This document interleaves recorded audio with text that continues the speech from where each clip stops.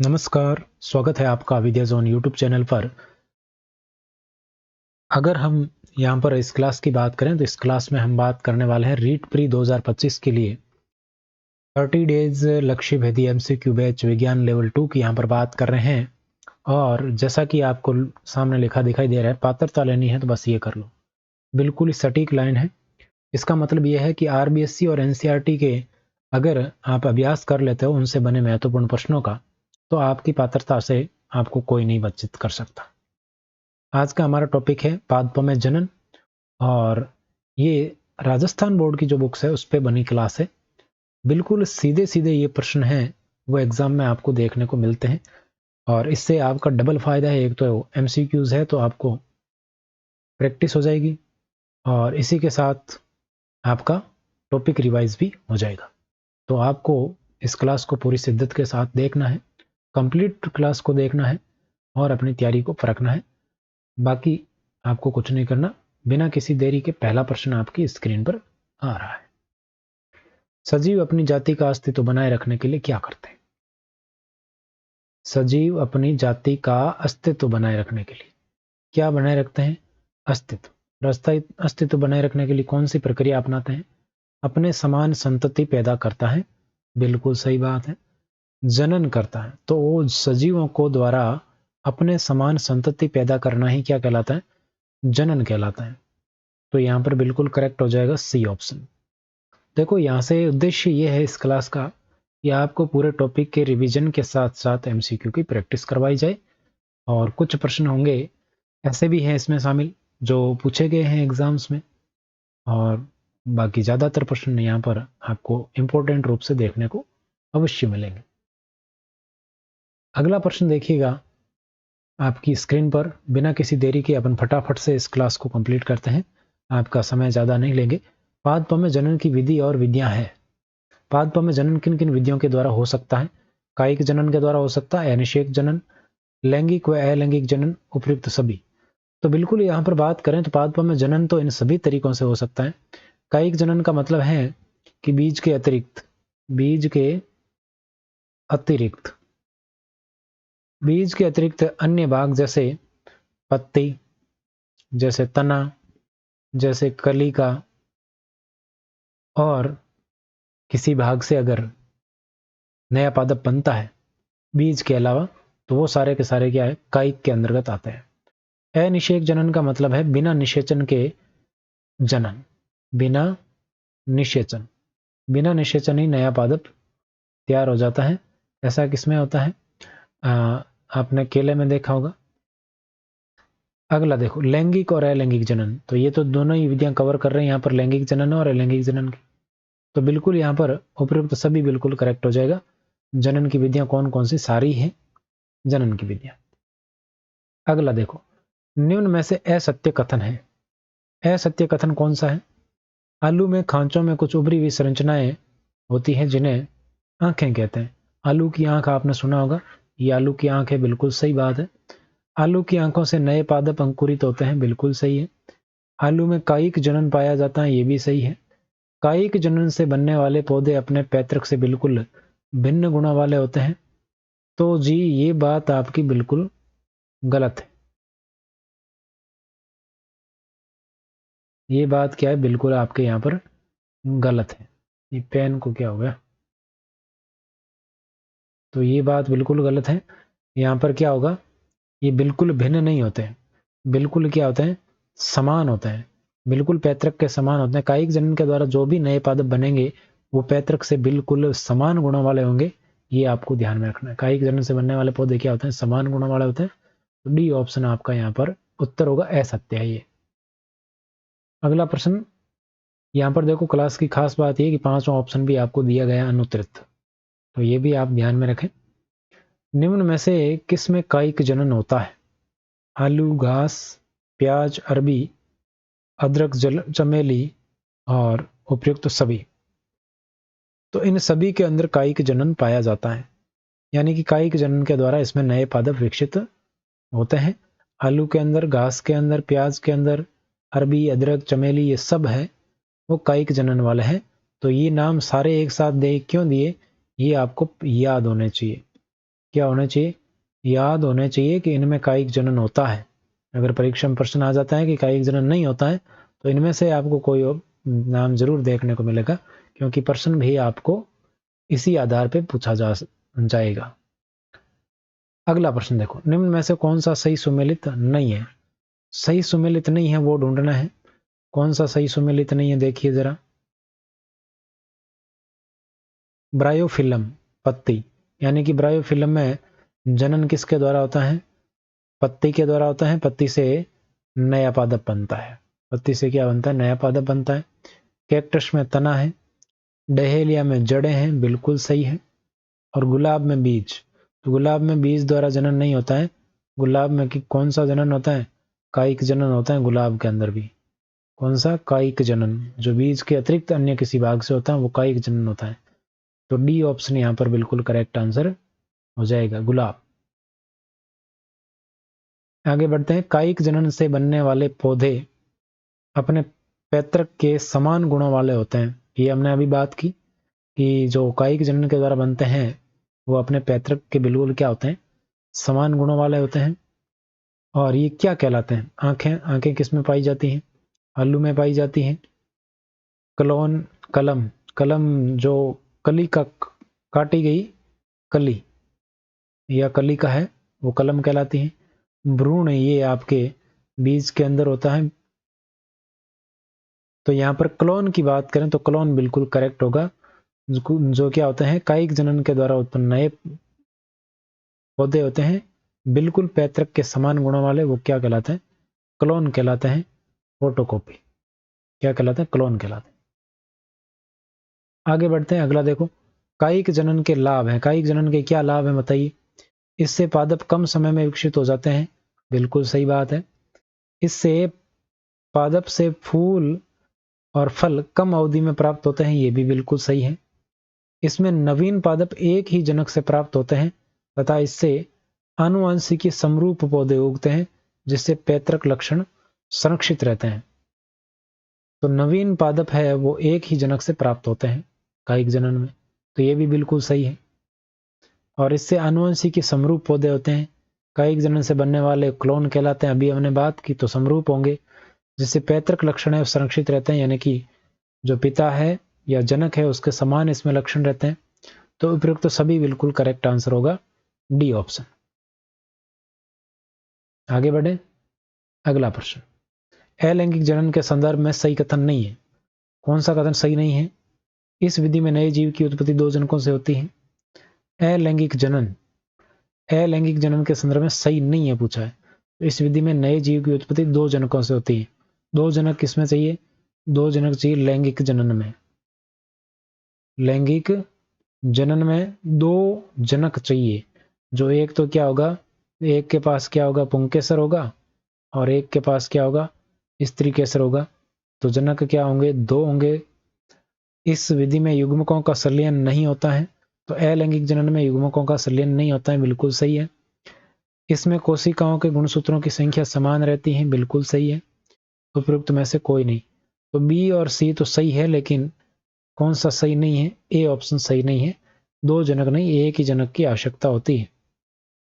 यहां पर एक ही जनक की आवश्यकता होती है। अगला प्रश्न देखो, ईस्ट कोशिका से बनने वाले बल्बनुमा संरचना क्या कहलाती है। आपने देखा होगा, एक नाम सुना होगा आपने हाइड्रा, और एक नाम सुना है ईस्ट। इन दोनों के अंदर अलैंगिक जनन होता है। कौन सा जनन होता है, अलैंगिक जनन होता है। कौन सी विधि से होता है, अलैंगिक जनन की विधि है मुकुलन। क्या है, मुकुलन है। और मुकुलन की विधि में जो संरचना बनती है उस संरचना को क्या कहते हैं, संरचना को कहते हैं मुकुल। संरचना को क्या कहते हैं, मुकुल कहा जाता है संरचना को। आपने देखा होगा कि इस प्रकार की जो संरचना है ये हाइड्रा है। हाइड्रा के यहाँ एक छोटी संरचना निकलती है, फिर ये संरचना आगे चलकर यूं बढ़ जाती है, बड़ी हो जाती है, फिर ये आगे बढ़कर अलग हो जाती हैं और दो हाइड्रा बन जाते हैं ऐसे। तो ये संरचना क्या कहलाती है, मुकुल कहलाती है। ए ऑप्शन बिल्कुल करेक्ट होगा।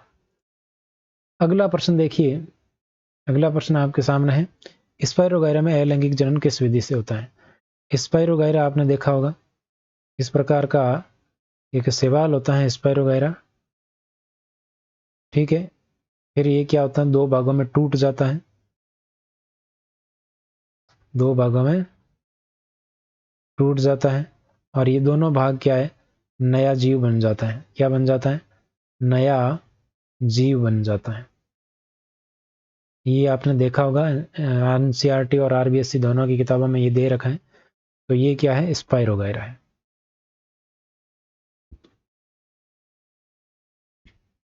स्पाइरोगायरा। तो ये कौन सी विधि हुई? तो ये विधि होगी टूटना, यानी कि विखंडन। कौन सी विधि है? विखंडन है। तो मुकुलन किस में होता है? हाइड्रा में होता है। और किस में होता है? ईस्ट में होता है। विखंडन किस में हो गया? विखंडन आपके स्पाइरोगायरा में हो गया। स्पाइरोगायरा। द्विखंडन पूछे तो अमीबा में। और बीजाणु निर्माण की बात करें तो ये किस में होता है? कवक में होता है। ये आपको ध्यान में रखना है। तो यहां पर कौन सा हो गया? विखंडन। बी ऑप्शन बिल्कुल करेक्ट हो गया। अगला है बीजाणु निर्माण किस में पाया जाता है? बीजाणु निर्माण। तो बीजाणु निर्माण म्यूकर, राइजोप्स, हाइड्रा। तो हाइड्रा में तो हमने पढ़ा कौन सा होता है? मुकुलन होता है। बीजाणु निर्माण होता ही नहीं। तो कौन सा होगा? म्यूकर और राइजोपस। ये दोनों कौन से? ये दोनों ही कवक है। और कवक में किसका निर्माण होता है? बीजाणु का निर्माण होता है। ब्रेड वगैरह पे आपने देखा होगा। तो डी ऑप्शन आपका करेक्ट होगा, म्यूकर व राइजोप्स दोनों। जैसे आपने देखा होगा ब्रेड के ऊपर क्या लग जाती है? ब्रेड की फफूंद। ब्रेड की जो फफूंद होती है वो इस म्यूकर और राइजोपस नामक कवकों के द्वारा ही लगती है। और इसके लिए जो नम वातावरण होता है, नम वातावरण, या हम कह सकते हैं बारिश का मौसम, बारिश का समय है, वो इनकी वृद्धि के लिए बिल्कुल अनुकूल होता है, कवकों की वृद्धि के लिए। अगला प्रश्न देखो, निम्न में से सही है बताना है। बीजाणुओं का निर्माण बीजाणु धानियों में होता है, बिल्कुल सही बात है। और किस में होता है? कवकों में होता है। बीजाणु धानियां पाई जाती हैं और इसमें बीजाणुओं का निर्माण होता है। बीजाणु हल्के होते हैं जिससे वे हवा में तैर कर दूर दूर तक चले जाते हैं, ये भी सही है। बीजाणु उच्च ताप और निम्न आर्द्रता जैसी प्रतिकूल परिस्थितियों में अपने चारों ओर एक कठोर आवरण विकसित कर लेते हैं, ये भी सही बात है, ताकि उनको सुरक्षा मिले। और उपयुक्त सभी बिल्कुल सही है, तीनों ही कथन सही है। बीजाणुओं का निर्माण किस में होता है? बीजाणु धानियों में होता है। बीजाणु क्या होते हैं? हल्के होते हैं जो हवा में तैर कर दूर दूर तक चले जाते हैं। उच्च ताप और निम्न आर्द्रता, ये इसकी प्रतिकूल परिस्थितियां होती है। तो इस परिस्थिति में वो अपने चारों ओर एक कठोर आवरण विकसित कर लेते हैं, जिसको सुरक्षा आवरण भी कहते हैं। तो ये बिल्कुल करेक्ट हो जाएगा, सारे ही उपयुक्त सभी, डी ऑप्शन। अगला देखो, निम्न में से कौन सी संरचना पुष्प में नहीं पाई जाती है? बाह्य दल और दल पाया जाता है। स्त्री पुंकेसर व स्त्री केसर पाया जाता है। पर्णवृंत व सिरा, ये किस में पाई जाती हैं? ये संरचनाएं पत्ती में पाई जाती हैं। पत्ती के बीचों बीच में क्या क्या होता है? जैसे आपने देखा होगा, पहले भी हम बात कर चुके हैं पत्ती के बारे में। तो ये है पत्ती। ये बीच की जो लाइन दिख रही है ये कहलाती है मध्य सिरा, और बाकी है उपसिराएं या सिरा कहलाती है। और ये जो पूरा है पत्ती का भाग है, चपटा भाग है, ये क्या कहलाता है? फलक कहलाता है। और ये क्या कहलाता है? ये पर्णवृंत कहलाता है। और क्या होता है पत्ती के अंदर? ये, और पत्ती के ऊपर रंध्र पाए जाते हैं, ये आपको पता ही है। तो पर्णवृंत व सिरा किसमें? पत्ती में पाई जाती है। वर्तिका व अंडाशय पुष्प में नहीं पाया जाता, यही पूछा है, तो ये सी ऑप्शन आपका उत्तर हो जाएगा। वर्तिका व अंडाशय पाया जाता है। आपने देखा होगा कि इस प्रकार का स्त्री केसर होता है। तो ये जो नीचे का फूला हुआ भाग है ये क्या कहलाता है? अंडाशय कहलाता है। बीच का ये पतला संकरा भाग है ये वर्तिका कहलाती है। और आगे का जो भाग है ये वर्तिकाग्र कहलाता है। ठीक है, ये सारी चीजें। आगे बढ़ते हैं, अगला प्रश्न, पुष्प के जनन अंग किसमें पाए जाते हैं? अंडाशय, पुंकेसर, दलपुंज, बीजांड। जनन अंग किसके अंदर पाए जाते हैं? तो जनन अंग पाए जाते हैं दलपुंज के अंदर। दलपुंज के अंदर क्या पाए जाते हैं? जनन अंग पाए जाते हैं। अंडाशय, अंडाशय के अंदर बीजांड पाए जाते हैं, और पुंकेसर और स्त्री केसर के, जो स्त्री केसर दोनों हैं, वो दलपुंज के भी अंदर पाए जाते हैं। पहले होता है बाह्य दलपुंज, फिर अंदर होता है दलपुंज ऐसे, और उस दलपुंज के अंदर ही क्या है, वो स्त्री केसर और पुंकेसर सुरक्षित रहते हैं। अगला प्रश्न, एक लिंगी पुष्प नहीं है। मक्का, पपीता, ककड़ी, सरसों, धतूरा। तो एक लिंगी कौन सा नहीं है? मक्का एक लिंगी, पपीता एक लिंगी, ककड़ी एक लिंगी। तो सबसे पहले तो देखो एक लिंगी का मतलब क्या होता है। एक लिंगी ऐसे पुष्प, कैसे? ऐसे पुष्प जिनमें कोई एक नर या मादा जननांग पाया जाता है। यानी कि ऐसे पुष्प जिनमें नर या मादा में से कोई एक जननांग पाया जाता है। नर जननांग कौन सा होता है? पुंकेसर।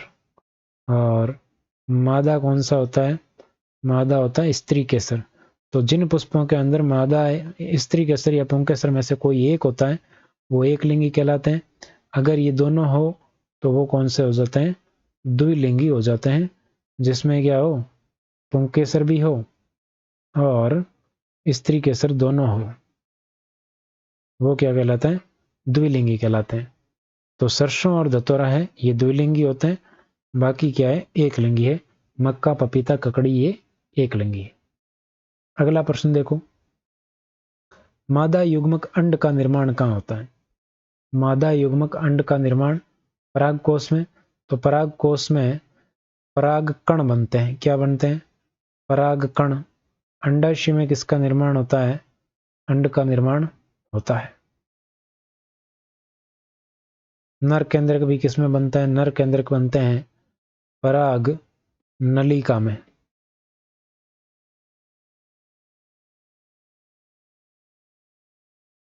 तो आपका करेक्ट हो जाएगा अंडाशय। अगला प्रश्न देखो, परागण किसके द्वारा हो सकता है? परागण किसके द्वारा हो सकता है? जल के द्वारा, वायु के द्वारा, कीटों व जंतुओं के द्वारा, उपरोक्त सभी के द्वारा। तो परागण है वो सभी के द्वारा हो सकता है। डी ऑप्शन बिल्कुल करेक्ट हो जाएगा।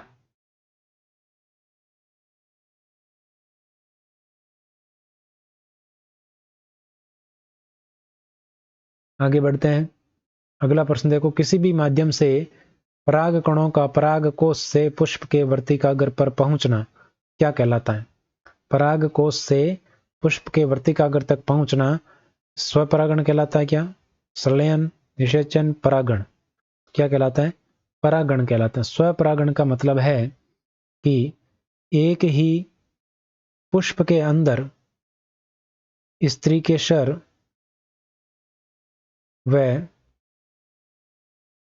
पुंकेसर दोनों मौजूद हो। एक ही पुष्प के अंदर स्त्री केसर पुंकेसर दोनों मौजूद हो, या एक ही पौधे पर, या तो क्या हो, एक ही पुष्प के अंदर हो या एक ही पौधे पर, ये दोनों हो, तो उस स्थिति में स्वपरागण हो सकता है। संलयन का मतलब है नर युग्मक प्लस मादा युग्मक, इनका जुड़ना क्या कहलाता है? संलयन कहलाता है। जुड़ना संलयन, और इसी को क्या कहते हैं? निषेचन भी कहते हैं। संलयन होना मतलब जुड़ना, और ये प्रक्रिया क्या कहलाती है? निषेचन। तो ये आपको ध्यान में रखना। आगे बढ़ते हैं। निम्न में से किसमें स्वपरागण नहीं होता? स्वपरागण किसमें नहीं पाया जाता? मटर में, टमाटर में स्वपरागण होता है। गुलाब, पॉपी, इनमें स्वपरागण होता है क्या? बताइए देखें। मटर, टमाटर, गुलाब, पॉपी किसमें स्वपरागण नहीं होता है? तो गुलाब या पॉपी में स्वपरागण नहीं होता है। मटर में स्वपरागण और परपरागण दोनों हो सकता है, ध्यान रखना। आगे बढ़ते हैं, अगला देखो, निम्न में से असत्य कथन की पहचान कीजिए। पराग कण स्त्री केसर की वर्तिकाग्र पहुंचकर अंकुरित होते हैं, बिल्कुल सही है। पराग कण के अंकुरण से पराग नली का निर्माण होता है, बिल्कुल सही है। यह पराग नली पराग कोश में प्रवेश करती है, बिल्कुल गलत है। ये पराग कोश में प्रवेश नहीं करती है, किसमें प्रवेश करती है? बीजांड में प्रवेश करती है। किसमें? बीजांड में प्रवेश करती है। पराग नली में स्थित नर केंद्रक अंड कोशिका से संयोजित हो जाते हैं, जिसे निषेचन कहते हैं, बिल्कुल सही है।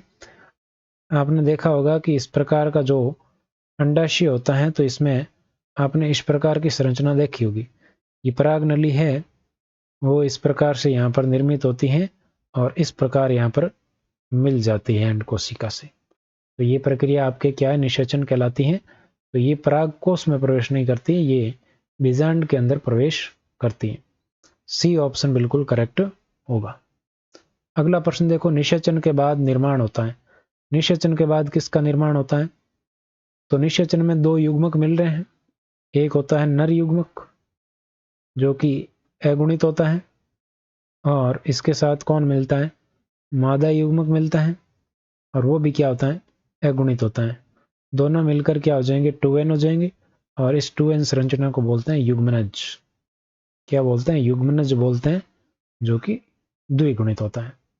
द्विगुणित युग्मनज बनता है, बी ऑप्शन। अगला प्रश्न देखो, निषेचन के बाद अंडाशय किस में रूपांतरित हो जाता है?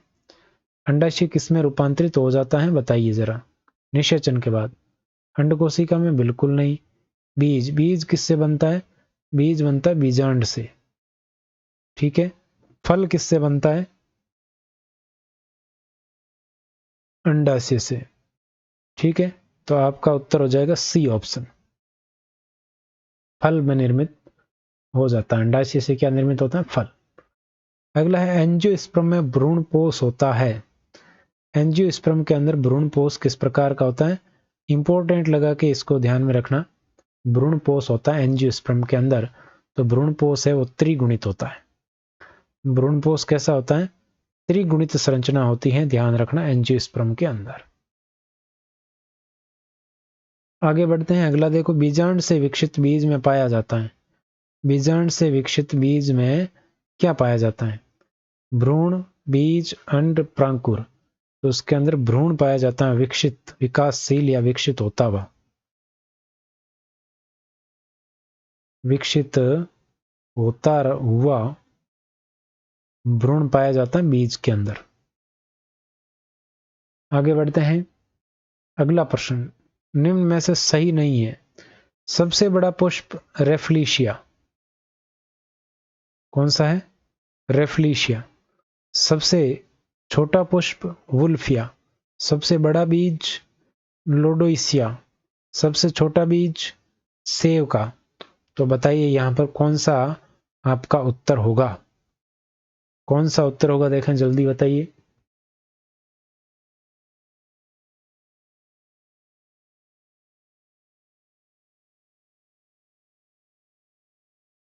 बताओ देखें। सबसे बड़ा पुष्प रेफ्लिशिया, सबसे छोटा पुष्प वुल्फिया, और इसी के साथ सबसे बड़ा बीज लोडोइसिया, और सबसे छोटा बीज आपके कौन सा है? सेव का। तो आप बताएं क्या ये सही है बिल्कुल या नहीं है?